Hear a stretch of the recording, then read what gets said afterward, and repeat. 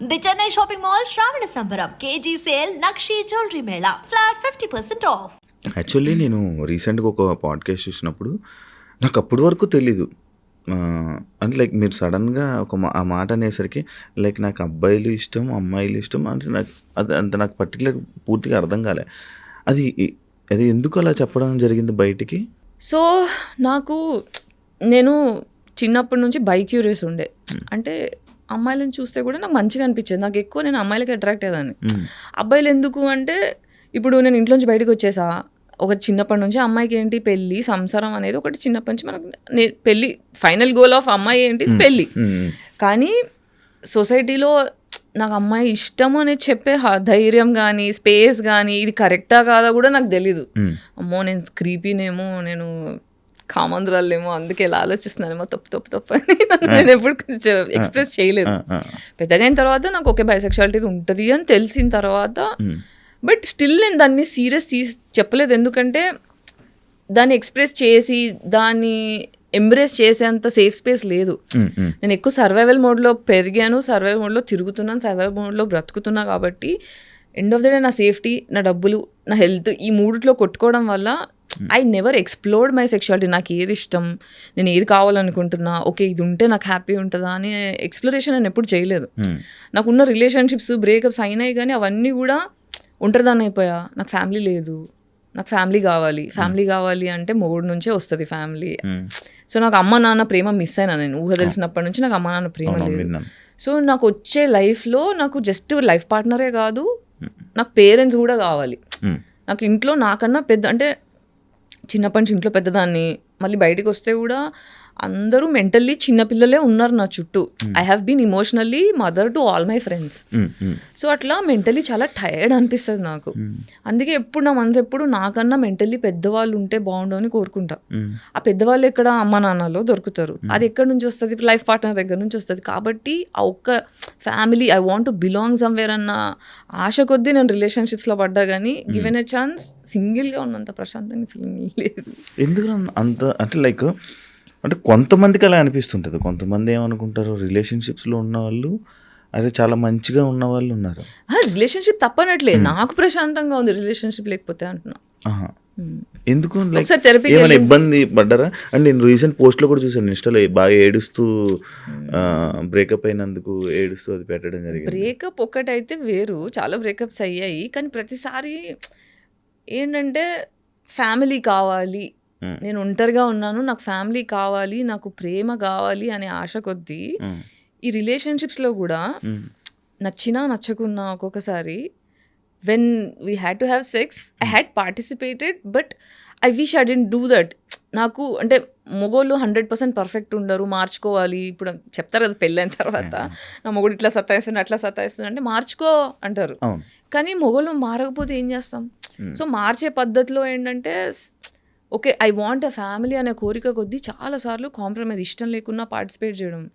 So 30 years తర్వాత consent అని తెలిసిన తర్వాత, కన్సెంట్ డెఫినేషన్స్ అర్థమైన తర్వాత, మ్యారిటల్ రేప్స్ గురించి అర్థమైన తర్వాత, సెల్ఫ్ వర్త్ తెలుసుకున్న తర్వాత, నా వర్త్ నాకు తెలియకపోవడం వల్ల, నాకు ఫ్యామిలీ ఉంటే కానీ వాల్యూ లేదు అని నేను ఫీల్ అవ్వడం వల్ల, అర్హత లేని మనిషితో రిలేషన్షిప్ పెట్టుకొని వాళ్ళకి నేను తగ్గాను అనే ఒక సాడ్ ఫీలింగ్ వచ్చింది.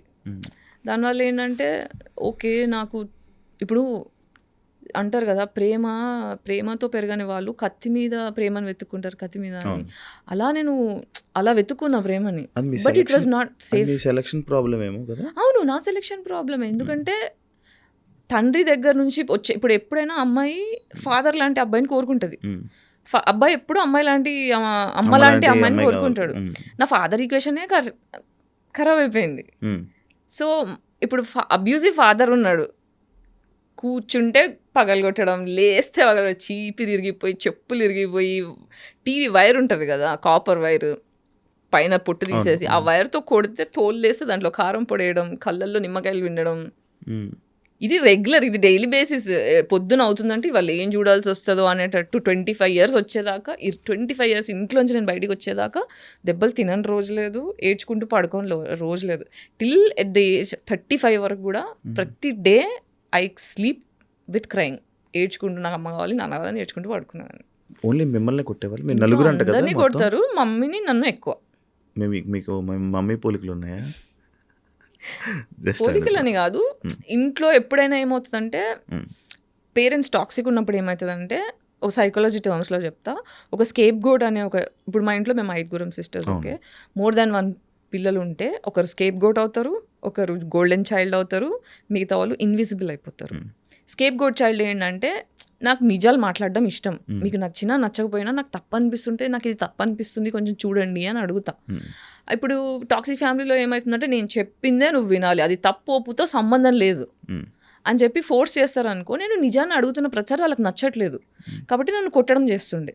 పెద్దవాళ్ళు కాబట్టి ఏజ్లో పెద్దవాళ్ళు అదే కోరుకుంటారు, చిన్నవాళ్ళు నేను చెప్పిన వినాలి, మీకేం తెలుసు అన్నట్టు. కానీ ఒక జెన్యున్ క్వశ్చన్ అడిగినప్పుడు నాకు ఆన్సర్ వచ్చేది కాదు. సో ఒక చైల్డ్ నీడ్స్ని పట్టించుకోకుండా ఒక డిక్టేటర్ లాగా. అంటే ఏం క్వశ్చన్స్ అడిగేవాళ్ళు నార్మల్గా మీ నాన్నగారిని? నీకు ఏదో డ్రెస్ కావాలనేది అడిగితే, ఇది ఒక స్టూపిడ్ ఎగ్జాంపుల్ చెప్తున్నా, డ్రెస్ కావాలని అడిగితే అది నేను కొనిచ్చేంత స్తోమత లేదు బెటర్ నాకు. మా నాన్న రిచ్, బాగా పైసలు ఉన్నాయి కానీ కావరం ఎక్కువ. సో అన్ని పైసలు లేవు బెట నా దగ్గర ఏమన్నా అడిగితే అదొక్కటి నా ఒక్కదానికే చేస్తుండే, మిగతా వాళ్ళందరికీ మామూలుగానే ఏదంటే అది కొనిచ్చేవాళ్ళు. నాకు పాకెట్ మనీ 100 రూపీస్ నెలకి ఇంజనీరింగ్లో ఇచ్చి దాని లెక్కలు అడుగుతుండే హాస్టల్లో ఉన్నదానికి. ఇట్లా చేస్తున్నావు ఎందుకు నాన్న అంటే, ఇంతమంది ఆడపిల్లల్ని పోషించాలంటే నేను ఆరిపోతా అంటే, మరి ఎందుకు కన్నావు 5గురిని అని అన్నా.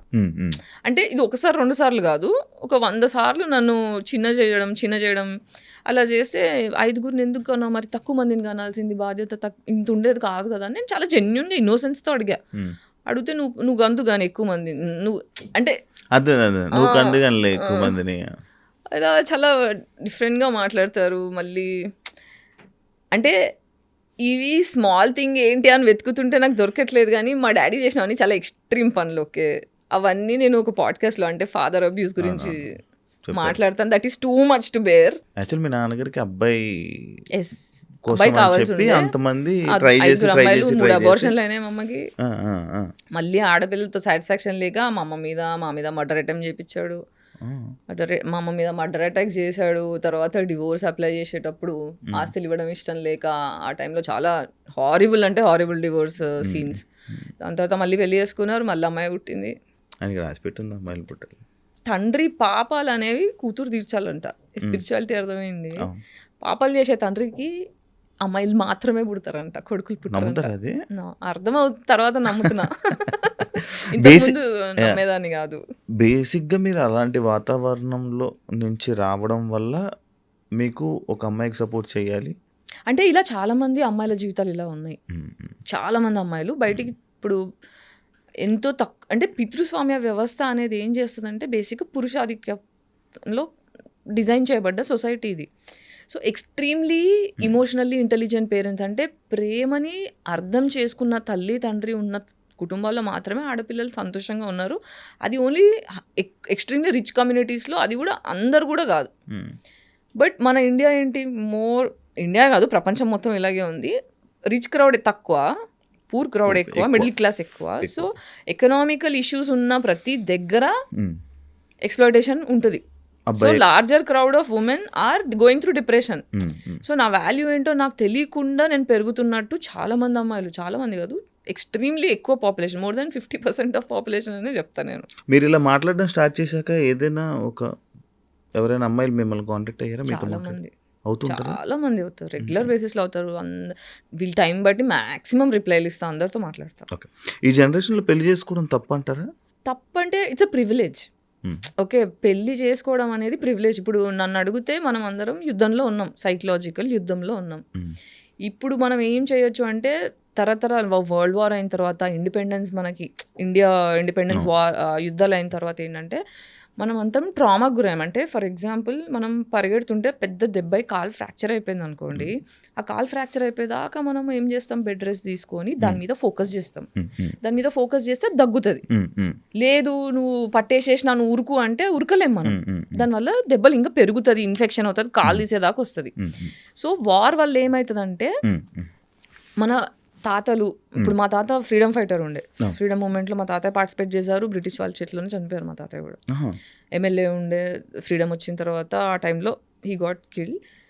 సో ఇట్లాంటి టైంలో ఏమవుతుందంటే మన తాతల జనరేషన్ వాళ్ళందరూ ఇమోషనల్ ట్రామాకి గురయ్యారు. అంటే ఫుడ్ ఎక్స్‌ప్లాయిటేషన్, చంపేయడాలు, భయంలో బ్రతికారు. ఇప్పుడు గాజా వార్ చూస్తున్నారు కదా, భయంలో ఉన్నారు. ఈ గాజాలో ఎవరైనా మిగిలారనుకోండి, వాళ్ళ నెక్స్ట్ తరాలందరూ కూడా మన డిఎన్ఏలో 7 తరాల మెమరీ స్టోర్ అయిపోయి ఉంటుంది. తెలుసా మీకు? తెలియదు. మనకి DNA మనకి ఇప్పుడు సరే పెళ్లి చేయాలంటే 7 తరాల టు 7 తరాలు ఎందుకంటారు? నాకు తెలియదు. ఎందుకంటే వాళ్ళకి హెల్త్ ఇష్యూస్ కానీ ఇవన్నీ, మన హెల్త్ ఇష్యూస్ ఎలా వస్తాయి, మనకున్న డిప్రెషన్ బట్టి, మన లోపల ఉన్న ట్రామా బట్టి. ఇప్పుడు భయం వల్ల వచ్చిన హెల్త్ ఇష్యూ, నేను నిజాలు మాట్లాడలేకపోతున్నాను అనుకో, నాకు థైరాయిడ్ వచ్చే ఛాన్స్ ఉంటుంది. నాకు సపోర్ట్ సిస్టమ్ దొరకట్లేదు అనుకో, నాకు లోవర్ బ్యాక్ పెయిన్ వస్తుంది, ఫైనాన్షియల్గా డబ్బులు లేకపోవడం వల్ల. అట్లుంటే సెక్షువల్ ట్రామా ఉందనుకోండి, రేపులు ఎక్కువ జరగడం, ఇవన్నీ జరిగితే అంటే ఇట్లా లోవర్ బ్యాక్ టెయిల్ బోన్ దగ్గర పెయిన్ రావడం అలా వస్తుంది. ప్రేమ సరిగ్గా దొరకట్లేదు అనుకో, నేను ఎవరిని ప్రేమించలేకపోయే ధైర్యం చేయలేకపోతున్నాను అనుకో, హార్ట్లో పెయిన్ వస్తుంది. ఎక్కడ తెలుసుకున్నారు ఇవన్నీ? చదువుకున్నా ఇంత నాలెడ్జ్. సో దీనంటే దీస్ డిసీజెస్ మనకున్న డిసీజెస్ అన్నీ కూడా ఇమోషనల్ బ్యాగేజెస్ వల్ల వచ్చేవన్నమాట. సో మన తాత ముత్తాతల జనరేషన్ వాళ్ళందరికీ ఇలా డిఎన్ఏలో కూర్చుండిపోయాయి. అందుకే ఒక్కొక్కరికి ఒక్కొక్క లాంటి డిసీజెస్ వస్తుంటాయి. సో ఇప్పుడు ఏంటంటే మెంటల్ ట్రామా వల్ల ఫిజికల్ డిసీజెస్ వస్తున్నాయి. ఒకరినొకరు అర్థం చేసుకోలేని, ఇప్పుడు మొగోళ్ళు చంపేస్తున్నారు, క్రిమినల్స్ అవుతున్నారు, ఆడోళ్ళు క్రిమినల్స్ అవుతున్నారు. ఫస్ట్ మనం క్రైమ్ ఆపాలి అంటే నేను ఎందుకు రాక్షసుడిలా తయారవుతున్నా, నేను ఎందుకు రాక్షసిలా తయారవుతున్నా, why becoming man hater, why becoming women hater అని పాజ్ అయిపోయి ఇంట్రోస్పెక్ట్ చేసుకొని మన జనరేషన్ అంటే మన డిఎన్లో కూర్చున్న 7 తరాల జనరేషన్ వల్ల వచ్చే ఇమోషనల్ మెమరీని హీల్ చేసుకోవాలి. అంటే ఏళ్ళు దెబ్బ తగిలింది, నేను ఇప్పుడు పరిగెత్తదలుచుకోలేదు, కాలికి దెబ్బ తగిలింది, నేను పరిగెత్తదలుచుకోలేదు, ఫస్ట్ కూర్చొని నేను ఫోకస్ చేసుకొని హీల్ చేసుకుంటా. తగ్గిన తర్వాత అప్పుడు నేను నడుస్తా, తర్వాత పరిగెడతా. సో ఇప్పుడు నాకు తెలిసి ఈ 7 తరాలలో నెక్స్ట్ 7 తరాలు మళ్ళీ బాగుపడాలంటే ఈ తరం వాళ్ళందరూ పాజ్ అయిపోయి, నాకేం, నా నెత్తిలో ఏం గుడిసిపోయింది, నా ఆరోగ్యం ఎందుకు ఇలా గుడిసింది, నేను ఎందుకు ఎవరితో ఫ్రెండ్షిప్ చేయట్లేదని ఆగి కాంటెంప్లేట్ చేసుకొని హీల్ అవుతే వచ్చే తరాల నుంచి పెళ్ళిళ్ళు విరగకుండా, ఫోర్స్ఫుల్గా ఉండకుండా, ప్రశాంతంగా హ్యాపీగా, అంటే ఒక పెళ్ళి చేసుకున్నాము అంటే డివోర్స్ తీసుకోవాలి అనే ఆలోచన రాకుండా ఉండాలి. నా మొగుడు అంటే నాకు ప్రాణం, నేను లాయల్గా ఉంటా అని అమ్మాయి అనుకోవాలి. నా పిల్లని లేకపోతే నేను ఉండలేను, నా పిల్లని తప్ప నన్ను ఎవరిని చూడను అనే అంత లాయల్గా మొగుడు ఉండాలి. అలాంటి రిలేషన్షిప్స్ మనకు రావాలంటే ఈ ట్రామాల నుంచి బయటపడాలి. కానీ ఇప్పుడు అవి రావు కదా. ఇప్పుడు ఈ మధ్య కాలంలోనే డివోర్స్ అంటే సింపుల్ అయిపోయింది. ప్రతి ఒక్కరు ఐసోలేట్ అవ్వాలి. నా గురించి నేను ఫోకస్ చేసుకొని నేను హీల్ అవ్వాలి అంటే రిలేషన్షిప్లో ఉండకూడదు. రిలేషన్షిప్లో ఏమవుతుందంటే, రిలేషన్షిప్ వల్ల వచ్చే మేజర్ సైడ్ ఎఫెక్ట్ ఏంటంటే, నాకన్నా నా పార్ట్నర్ మీద ఎక్కువ ఫోకస్ చేస్తా. వాళ్ళ బాగోగుల గురించి చూడడమే రిలేషన్షిప్ ఇవ్వడం. ఒకరికి మనం ఇవ్వాలి అంటే మన దగ్గర ఉండాలి. మనమే డిప్రెషన్లో ఉన్నామంటే, డిప్రెషన్ నా దగ్గర ఏముంటే అదే ఇస్తాను నేను. ఇప్పుడు దగ్గర నన్ను ఫోన్ అడిగారు అనుకోండి, యాపిల్ ఫోన్ ఉంది, ఈ ఫోన్ ఇస్తా. నా దగ్గర నోకియా 1100 ఫోన్ ఉంటే అదే ఇస్తా. ప్రేమ కూడా అంతే. నేను ప్రేమ అనేది పరిచయం కాలేదనుకో, నేను అబ్యూస్ ఇస్తా. కాబట్టి మనం అబ్యూస్ అనేది మనకు జరిగింది, మన పేరెంట్స్ని మనం ఫర్గివ్ చేయాలి, యాన్సిస్టర్స్ని ఫర్గివ్ చేయాలి. ఎందుకంటే వాళ్ళు ట్రామాకి గురయ్యారు కాబట్టి ఆ భయం కొద్దీ వాళ్ళు కోపాన్ని మన మీద రుద్దారు. అందులోంచి నేను బయటికి వచ్చి ఫర్దర్గా నా పిల్లానికి కానీ, మొగుడికి కానీ, పిల్లలకు కానీ పాస్ చేయను అని హీల్ అవ్వాలి. So it's a pause that is happening, which is good. పెళ్ళిళ్ళు అనేది ఇంకా ప్రివిలేజ్. మీరు ముందు సాక్షిలో పనిచేసేవాళ్ళు, తర్వాత స్టార్ మా మ్యూజిక్ హోస్ట్. స్టార్ మా గురించి కూడా తెలుసా? చాలా మందికి తెలియదు. చాలా మందికి తెలియదు. అదే మా మ్యూజిక్లో చేశారు. ఫస్ట్ సాక్షి తర్వాత నుంచి మా మ్యూజిక్ వచ్చారు. మా మ్యూజిక్ నుంచే అలాగా యాక్టర్ అయిపోయారు సడన్గా. అంటే ఈ జర్నీలో ఒక దాంట్లో ఒకరి కోసం అంటే ఒక మంచి మాటలు. సాక్షిలో మీరు దేని గురించి చెప్పేవాళ్ళు? ఉమెన్ గురించి మాట్లాడు. సాక్షిలో బేసిక్గా నేను చాలా ఇన్నోసెంట్ ఉండే, just excitement, I want to get here. ఎగ్జైట్మెంట్లో ఫస్ట్ నన్ను చాలా సన్నగా ఉన్నావు అని చెప్పి జస్ట్ స్పేర్ యాంకర్ కింద పెట్టుకున్నారు. ఈటీకి లేదు సాక్షి అదే ఎంటర్టైన్మెంట్ దానికి. కానీ ఫస్ట్ అంతా న్యూస్కి ప్రిపేర్ చేశారు. ఎన్డీటీవీ నుంచి వచ్చి వాళ్ళు ట్రైనింగ్ ఇచ్చారు. నాకేమో న్యూస్లో ఫిట్ అవ్వను, నేను చేయనంటే నువ్వు చెయ్యి అని ఫోర్స్ చేసి చేయించారు. కానీ నాకు నచ్చట్లేదు. మెల్లగా ఎంటర్టైన్మెంట్ స్టార్ట్ అయిన తర్వాత నేను ఇక్కడ స్టార్ట్ అయిన దగ్గర నుంచి ఎవ్రీబడి స్టార్ట్ అయ్యింది. టీఆర్పీలు పెరగడం స్టార్ట్ అయినాయి. ఫస్ట్ యాడ్ నా షోకే వచ్చింది, హైయెస్ట్ టీఆర్పీ నాదానికి వచ్చింది. కాబట్టి చలో నువ్వు ఇంకా దున్నేసే అని చెప్పి 4 షోస్ చేయడం స్టార్ట్ చేశాను అట్లా.